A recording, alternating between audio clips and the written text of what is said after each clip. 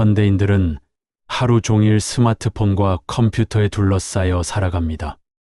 끊임없는 정보의 홍수 속에서 마음의 평화를 찾기란 쉽지 않죠. 그래서 요즘 많은 사람들이 명상에 관심을 갖기 시작했어요. 하지만 명상이라고 하면 뭔가 어렵고 복잡할 것 같다는 생각이 먼저 듭니다. 오늘은 누구나 쉽게 시작할 수 있는 불교 명상법에 대해 알아보겠습니다.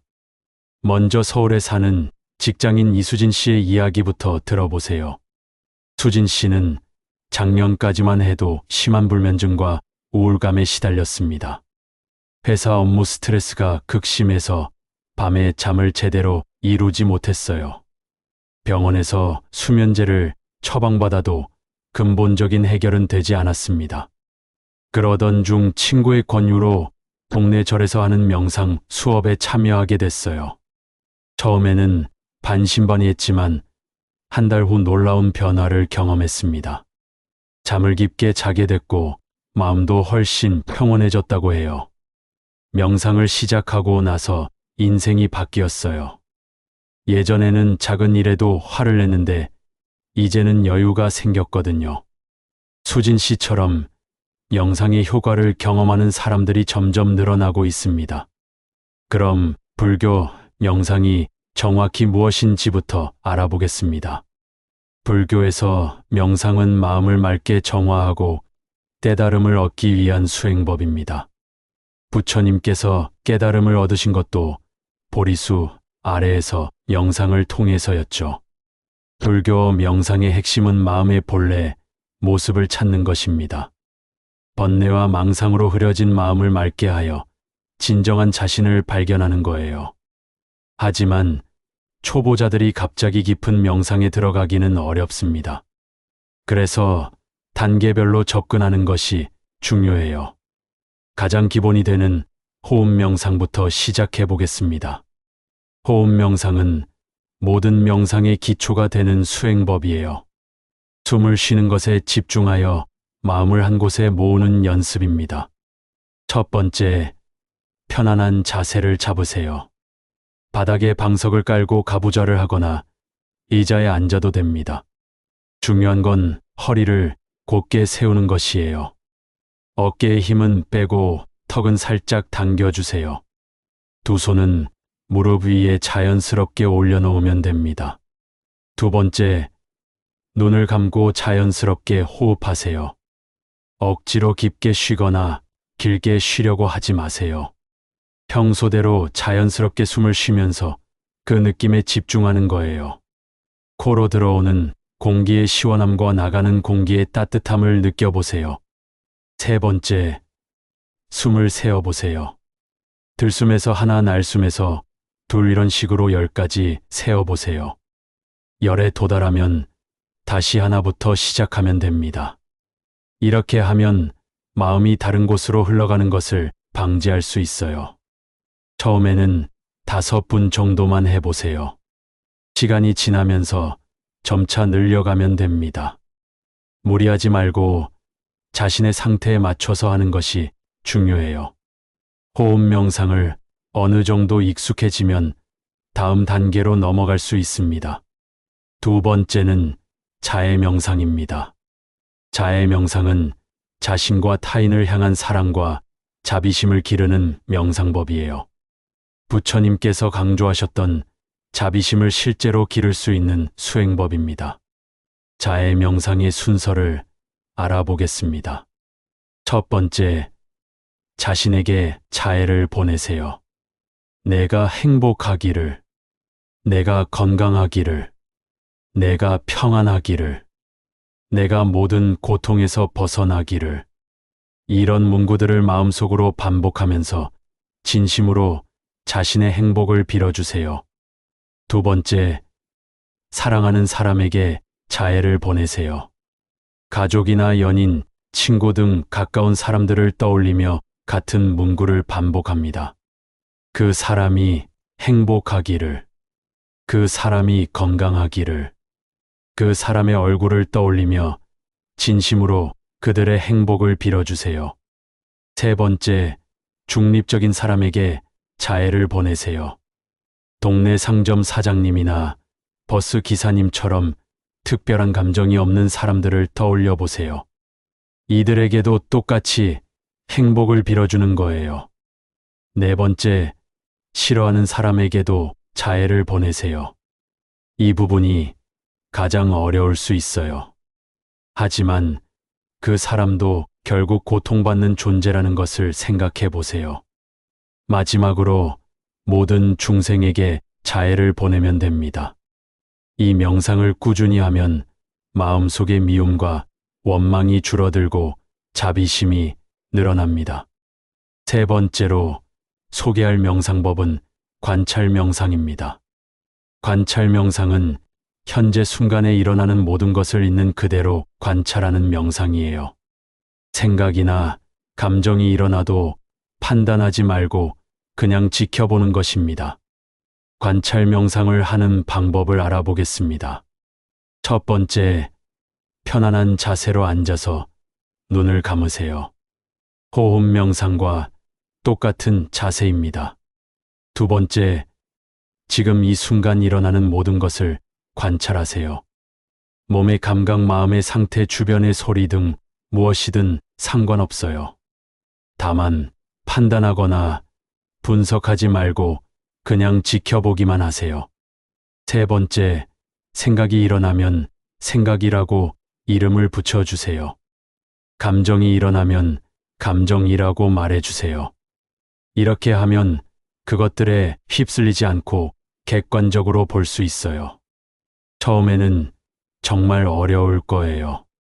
마음이 계속 이곳저곳으로 흘러가니까요. 하지만 포기하지 말고 꾸준히 연습하면 점차 집중력이 늘어납니다. 네 번째는 걷기 명상입니다. 앉아서 하는 명상이 힘들다면 걷기 명상을 추천해요. 걷는 동작에 집중하면서 마음을 집중시키는 명상법입니다. 걷기 명상하는 방법을 알아보겠습니다. 첫 번째, 조용한 장소를 찾으세요. 집 안이나 공원의 한적한 곳이 좋습니다. 직선으로 10걸음 정도 걸을 수 있는 공간이면 충분해요. 두 번째, 아주 천천히 걸으세요. 평상시보다 훨씬 느린 속도로 걸어야 합니다. 발을 들어 올리고 앞으로 내딛고 바닥에 닿는 모든 과정을 의식하세요. 세 번째, 걸음마다 마음속으로 따라해 보세요. 들어 올리기, 내딛기, 닿기, 이런 식으로 말이에요. 이렇게 하면 걷는 동작에 더 집중할 수 있습니다. 끝에 도달하면 천천히 몸을 돌려서 다시 걸어오면 됩니다. 걷기 명상은 일상생활에서도 응용할 수 있어요. 출퇴근길이나 산책할 때도 의식적으로 걸음에 집중해 보세요. 다섯 번째는 염불 명상입니다. 염불 명상은 부처님의 이름이나 경전의 구절을 반복하며 마음을 집중시키는 방법입니다.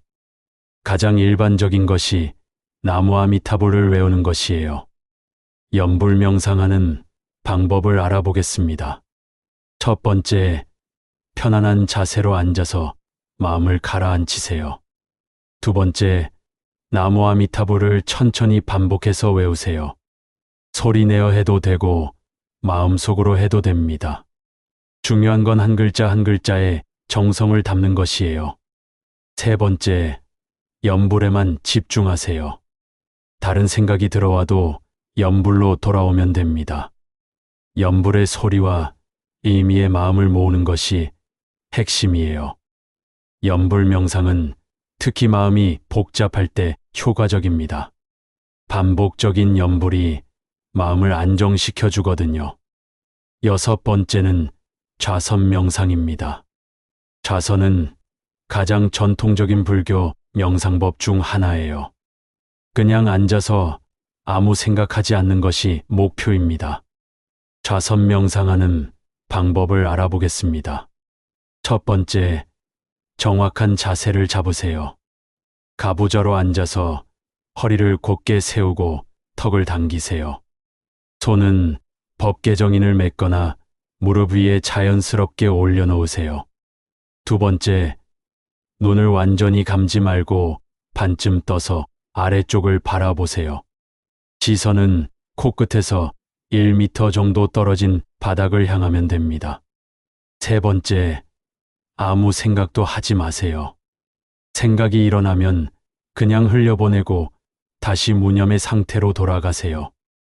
이것이 가장 어려운 부분이지만 꾸준히 연습하면 가능합니다. 좌선은 마음의 본래 모습을 발견하는데 도움이 됩니다. 이제 명상할 때 주의할 점들을 알아보겠습니다. 첫 번째, 무리하지 마세요.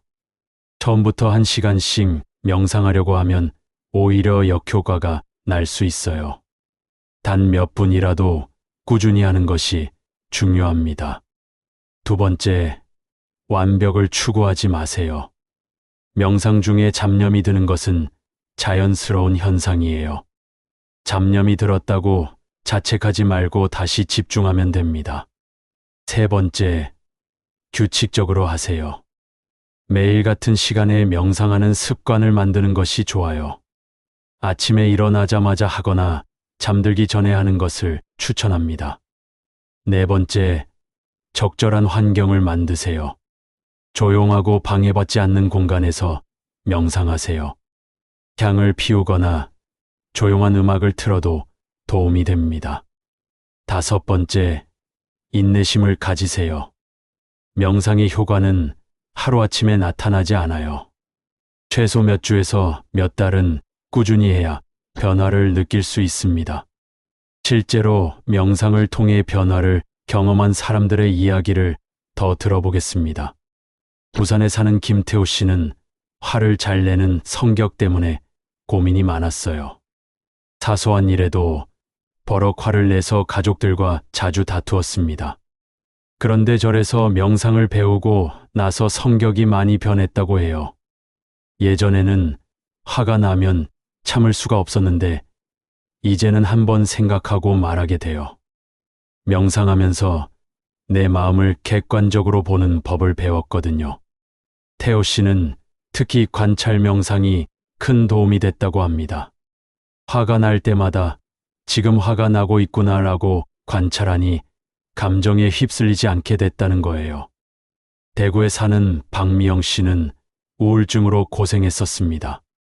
몇 년 동안 약물 치료를 받았지만 근본적인 해결이 되지 않았어요.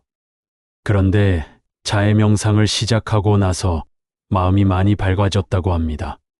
자해 명상을 하면서 나 자신을 사랑하는 법을 배웠어요. 그동안 나한테만 너무 냉정했다는 걸 깨달았거든요. 미영 씨는 지금 약 없이도 건강한 일상을 보내고 있어요. 이런 사례들을 보면 명상이 단순한 휴식이 아니라는 걸 알 수 있습니다. 마음의 근본적인 변화를 가져오는 강력한 도구인 거죠.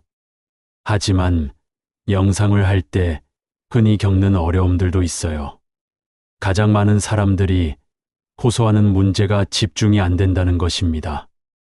명상을 시작하면 온갖 잡념들이 머릿속을 떠다녀요. 어제 있었던 일, 내일 할 일 걱정거리들이 계속 생각나죠.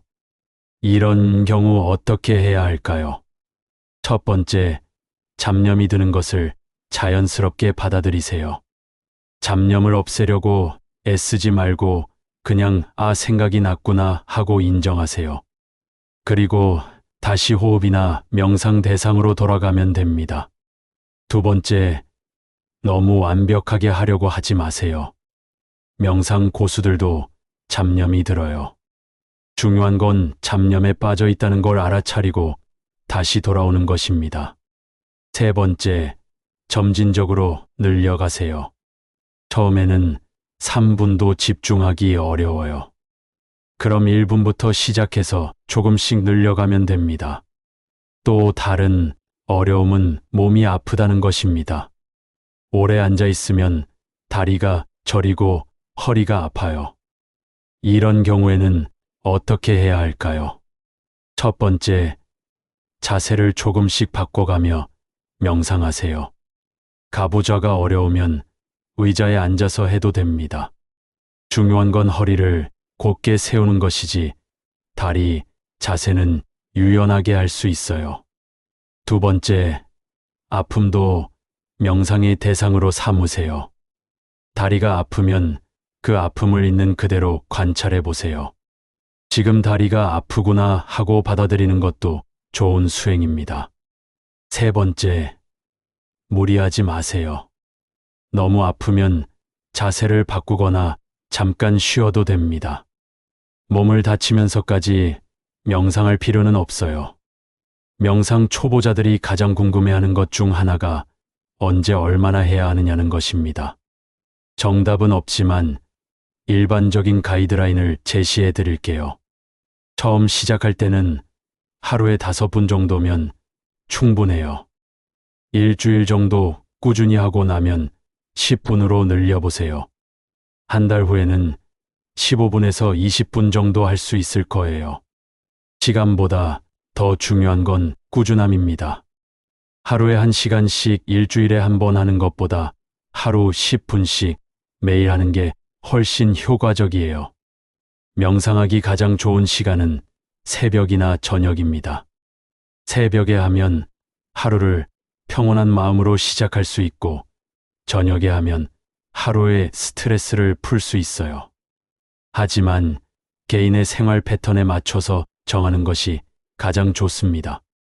명상의 효과는 어떤 것들이 있을까요? 과학적으로 입증된 명상의 효과들을 소개해 드릴게요. 첫 번째, 스트레스 감소 효과가 있습니다. 명상을 하면 스트레스 호르몬인 코르티솔 수치가 낮아져요. 그래서 전반적인 스트레스 수준이 줄어듭니다. 두 번째, 집중력 향상 효과가 있습니다. 명상은 마음을 한 곳에 모으는 훈련이니까 자연스럽게 집중력이 늘어나요. 학생들이나 직장인들에게 특히 도움이 됩니다. 세 번째, 감정 조절 능력이 향상됩니다. 명상을 통해 자신의 감정을 객관적으로 관찰하는 법을 배우니까 감정에 휩쓸리지 않게 돼요. 네 번째, 수면의 질이 개선됩니다. 마음이 평온해지니까 자연스럽게 잠도 잘 오고 깊게 잘 수 있어요. 다섯 번째, 면역력 증진 효과도 있습니다. 스트레스가 줄어들면 면역 시스템이 강화돼서 병에 덜 걸리게 됩니다. 여섯 번째, 혈압 조절에도 도움이 됩니다. 명상을 하면 혈압이 자연스럽게 낮아지는 경우가 많아요. 일곱 번째, 창의력 증진 효과도 있습니다. 마음이 맑아지면 새로운 아이디어가 더 잘 떠오르게 됩니다. 이런 과학적 효과들 외에도 정신적 영적 성장도 기대할 수 있어요. 마음의 평화를 얻고 지혜가 늘어나며 자비심도 기를 수 있습니다. 마지막으로 명상을 꾸준히 계속하기 위한 팁들을 알려드릴게요. 첫 번째, 명상 일기를 써보세요. 매일 명상한 후 그날의 경험이나 느낌을 간단히 적어보는 거예요. 자신의 변화를 객관적으로 볼 수 있어서 동기부여에 도움이 됩니다. 두 번째, 명상 그룹에 참여해 보세요. 혼자 하다 보면 포기하기 쉬운데 같이 하는 사람들이 있으면 지속하기 쉬워요. 절이나 명상센터에서 운영하는 프로그램에 참여해 보세요. 세 번째, 너무 높은 목표를 세우지 마세요. 처음부터 매일 1시간씩 하겠다고 다짐하면 작심삼일로 끝나기 쉬워요. 작은 목표부터 시작해서 점차 늘려가는 것이 좋습니다. 네 번째, 명상 앱을 활용해 보세요. 요즘은 명상을 도와주는 다양한 앱들이 있어요. 가이드 음성이나 타이머 기능 등을 활용하면 도움이 됩니다. 다섯 번째, 포기하지 마세요. 명상은 하루아침에 효과가 나타나지 않아요. 몇 주 또는 몇 달 정도는 꾸준히 해야 진짜 변화를 느낄 수 있습니다. 불교 명상은 2500년 전 부처님 시대부터 전해져 내려온 검증된 수행법입니다. 현대의 과학도 그 효과를 입증하고 있어요. 바쁜 현대인들에게 명상은 선택이 아니라 필수가 되어가고 있습니다. 마음의 평화와 건강한 삶을 위해 오늘부터 명상을 시작해 보세요. 처음에는 어렵고 답답할 수 있지만 꾸준히 하다 보면 분명 변화를 경험하게 될 겁니다. 부처님의 지혜가 담긴 명상법으로 더 행복하고 평온한 삶을 만들어 가시길 바랍니다.